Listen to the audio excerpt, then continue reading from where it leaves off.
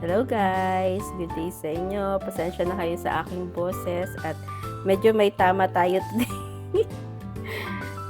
So today magluluto tayo ng crab stick rellenado. So usually ang ginagamit talaga is hipon. But this time dahil ang available sa ating ref ay crab stick, yun ang gagamitin natin. So, first step is ilalagay natin itong ating bawang at sibuyas sa ating chopper.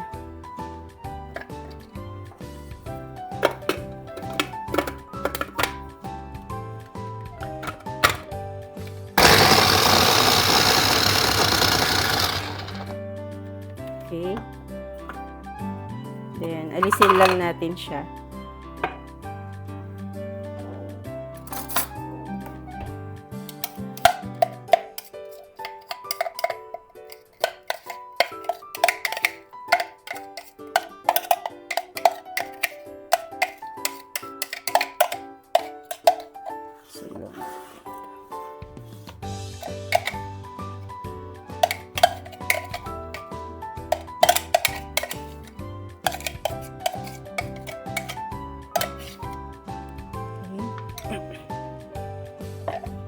Sunod naman natin itong ating mga veggies. Pag maglalagay kayo sa chopper, medyo putulin nyo yung mga gulay. Para hindi naman mapuwersa yung inyong mga chopper. Okay lang yan, sama-sama together. Nilagay ko yung carrots. Next is itong ating murang sibuyas.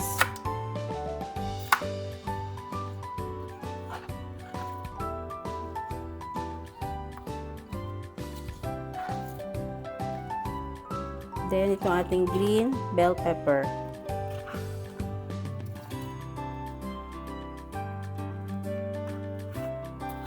Ayan. Sama-sama lang yan. Then, itong ating red bell pepper. Tuwain din natin.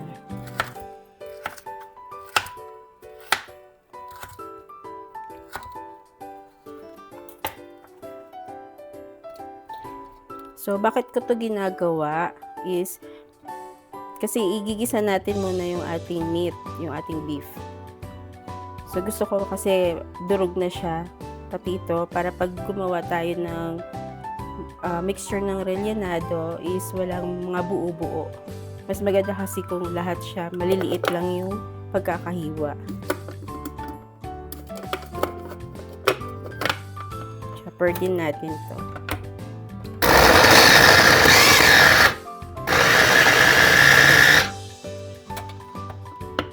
Kung wala kayong ganito, pwede nyo rin naman i-chop ng kutsilyo. Yung litan nyo nga lang maigi. Or yung carrots, i-grate nyo na lang. Pwede din yun.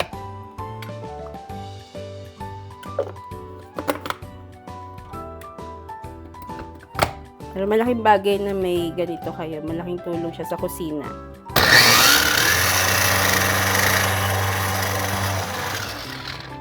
Saglit lang, wala pang 1 minute. Ganito na yung kakalabasan ng inyong mga gulay.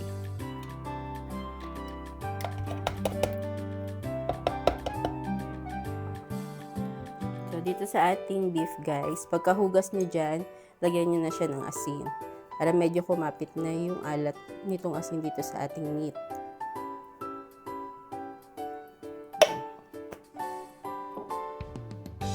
So guys, dito naman sa ating stove, ay nagpainit ako ng pan. So, lalagyan ko na siya ng mantika kasi mainit na siya. Mag-i-start na tayong mag-isa ng ating meat.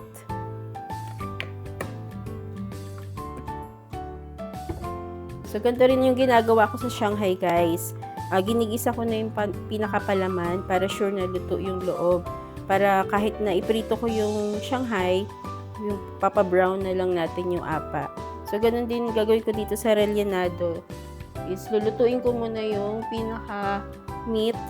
Then, mamaya, pag malamig na siya, tsaka natin i-wrap yung ating crab stick.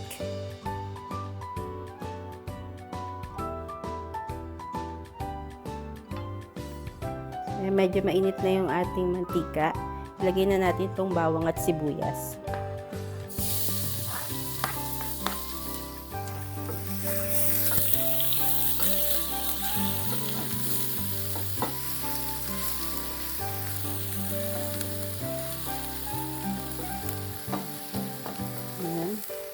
Sunod na natin itong ating meat. Kayo kung anong choice nyo ng meat, okay lang. Kahit na chicken or pork, walang problema yun. Ito lang talaga yung way ko para sure ako na luto yung aking pangrellenado.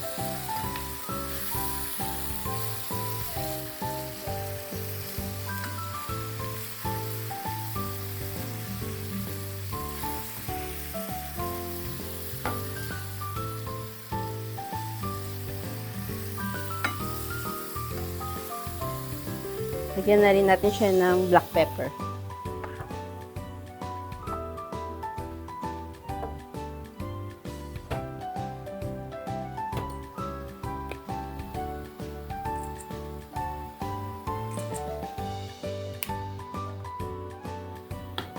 Hayaan muna nating maluto tong meat kasi maglalabas pa yan ng water. Parang magiging masabaw pa siya.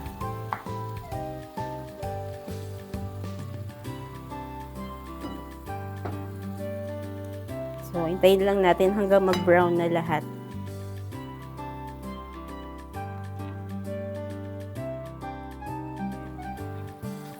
Okay guys, ngayon na brown na lahat ng ating meat. Lagay naman natin ang ating mga gulay.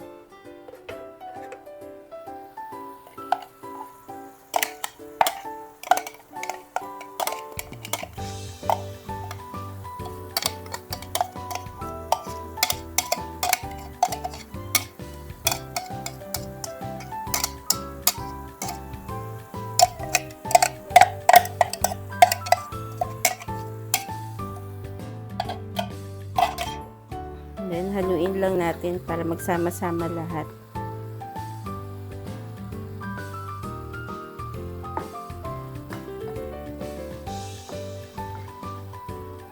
Ang kagandahan lang guys, pag dito na niluto nyo na yung inyong meat kasama ang gulay, ma-adjust nyo na agad yung lasa niya.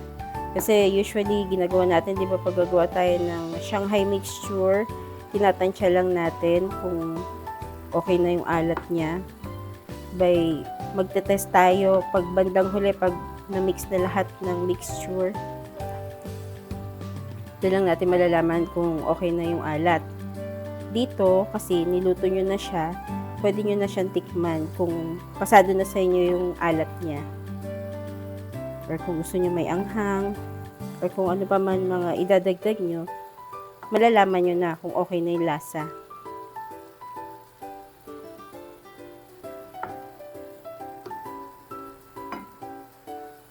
Papatikman ko na to kay Habi kasi wala tayong panlasa eh. Kung okay na, tsaka tayo mag-a-adjust ng alat at anghang.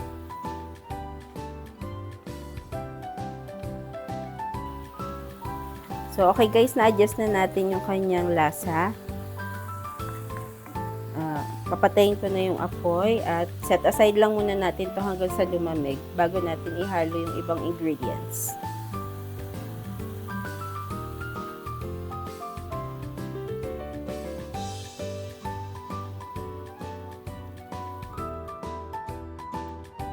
Okay guys, habang pinapalamig na natin yung ating meat, tanggalin muna natin yung cover nitong mga crab stick.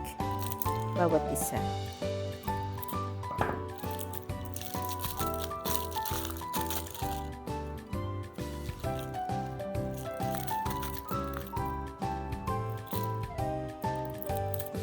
Ganyan lang siya kasimpleng tanggalin.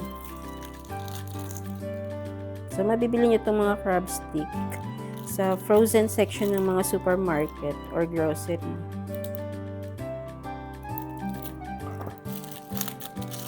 Yan, babalatan ko lang siya lahat guys kasi ito yung ipapalaman natin doon sa ating rellenado.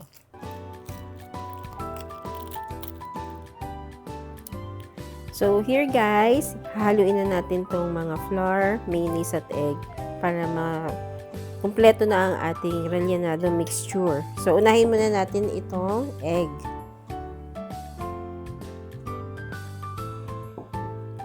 Then, itong ating mayonnaise.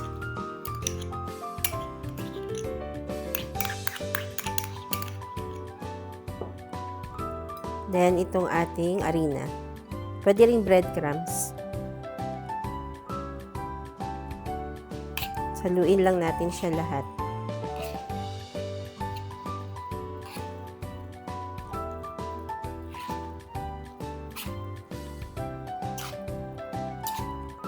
So, malamig na itong giniling natin, guys, bago natin to hinalo. Kasi, pag hinalo natin ng mainit pa yung mixture, nalo natin yung egg, maluluto kasi yun. Kailangan natin yung egg para mabind yung ating mixture. Para pag pinirito natin siya, hindi siya maghiwa-hiwalay. Okay naman na ang lasa ng ating giniling kasi kanina nilagyan na siya ng pampaalat.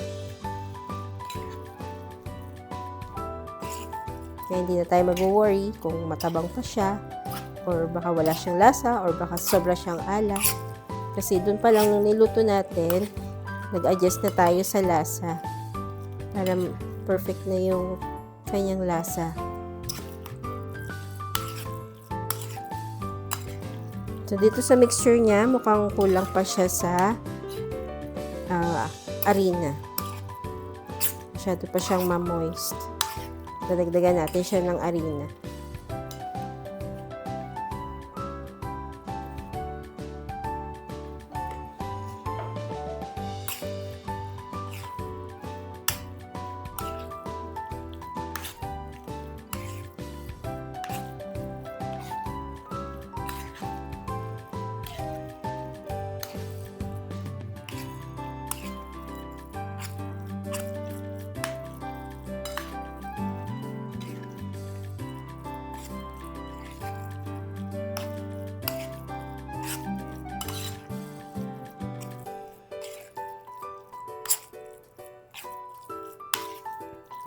Yan. So, nahalo na natin siya lahat. Magte-testing naman tayo ngayon ng isa na papalaman na natin ng crab stick.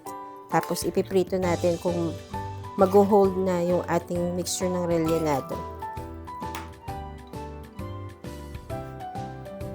Okay guys, so itest natin yung ating mixture kung mabubuo siya pag pinirito natin. So, nilagyan ko ng oil yung aking kamay, pati itong ating pagtatakalan, para uniform yung size ng ating gagawing rellenado. Kuha lang tayo dito ng mixture. Yan. Yan sa palad. Then medyo i-flat natin siya. Ipalaman natin itong crab stick. Yan. So, kailangan mag-hold siya.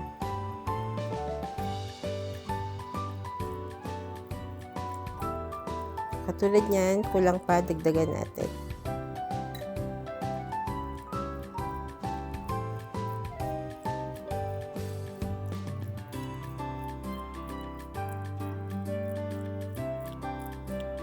Yan.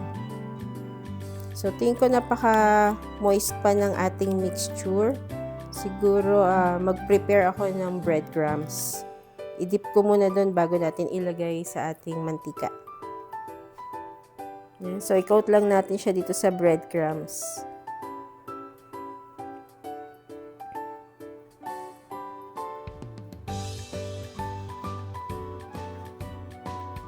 Bago natin siya iprito.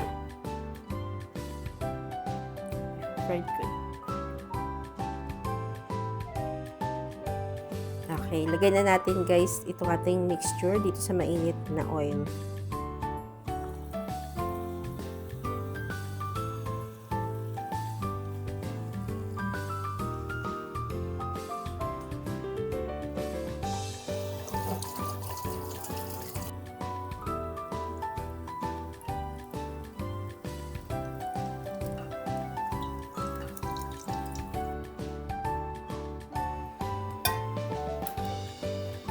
Okay guys, check naman natin kung okay yung ating rellenado.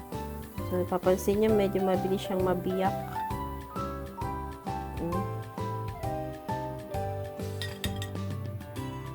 So, dagdagan pa natin yung ating mixture ng harina. Okay guys, upon testing, kanina kasi ma-moist yung ating mixture. So, dinagdagan natin siya ng flour and tinry natin. Nagtry tayo ng mga example. So, ito kanina, wala pang 2 minutes. May breadcrumb siya, coated, pero hilaw yung loob. So, kung lulutuin nyo itong mixture na to is dapat 3 minutes and above. Sa katamtaman at mahinang apoy lang. Either doon sa dalawa. Tsaka sa kapal kasi rin, siguro kaya matagal na luto yung loob. Yan. Ito yung mga tinest natin kanina. Ito yung walang breadcrumbs. Okay naman siya naluto, kaya lang matagal. Yan. Tinest natin lahat. Ito, medyo hilaw pa yung loob. Kasi wala pa siyang 3 minutes. This one naman, may coating siya ng breadcrumbs. Luto naman yung loob kasi umabot siya ng 3 minutes. So, ngayon, yung breadcrumbs is nilagay na natin dito. And nag-test na rin tayo ng pagprito at na-achieve na natin ito. So, okay na siya.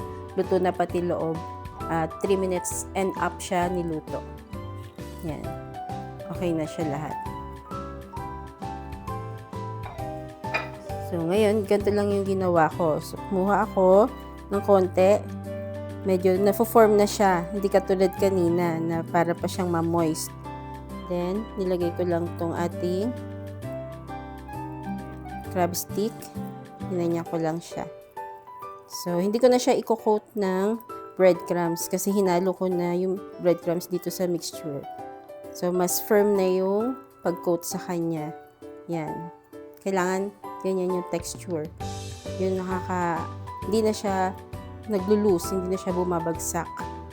Okay guys? So, bibilugin ko lang lahat ng ganito, then ifa-fried na natin.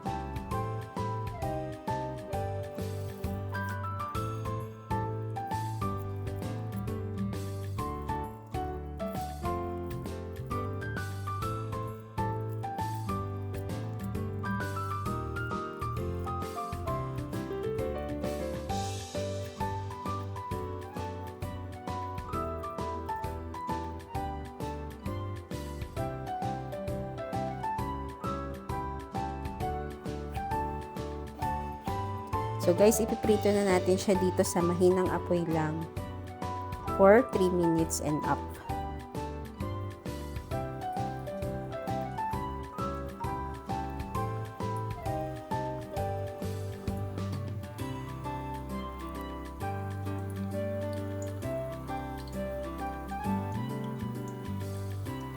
Yan. Kung marami kayong oil, mas maganda kung naka-deep fried siya. Prituhin lang natin ulit hanggang maluto both sides. And then, okay na tayo dyan.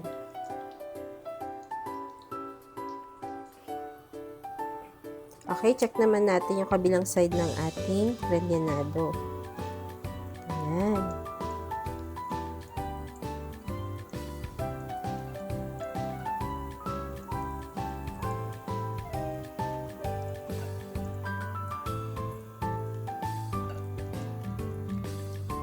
Ahunin na natin ang ating rellenado. So, ito guys yung kulay. Yan ang kulay nung sinama ko na yung breadcrumbs. Ito kasi nasa labas pa yung breadcrumbs kanina. So, ito na yung kulay ngayon. Pag luto na, nakasama na yung breadcrumbs sa mixture.